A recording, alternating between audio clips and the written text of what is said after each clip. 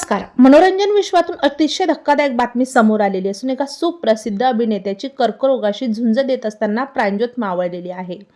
पाहूया संपूर्ण बातमी. तत्पूर्वी आपण जर तारांगण या मराठी यूट्यूब चॅनलला सबस्क्राईब केलं नसेल तर एकदा नक्की सबस्क्राईब करून घ्या. ब्लू ब्लड्स या ड्रामामधून प्रसिद्ध झालेला अभिनेता आणि विनोदवीर एलेक्स डुओंग यांचं निधन झालेलं आहे. वयाच्या 42व्या वर्षी अभिनेत्याने अखेरचा श्वास घेतला.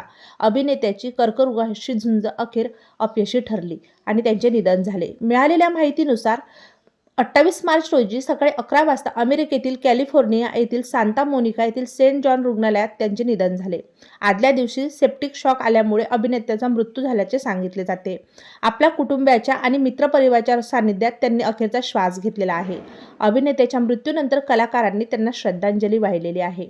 2015 साली एलेक्स यांना कर्करोगासारख्या गंभीर आजाराचे निदान झाले होते. त्यांच्यावर अनेक वेळा उपचार करण्यात आले, मात्र ते या आजाराशी झुंज हरलेले आहेत. तेव्हा मित्रांनो, आपल्या तारांगण या मराठी यूट्यूब चॅनलतर्फे अभिनेते एलेक्स डुओंग यांना भावपूर्ण श्रद्धांजली.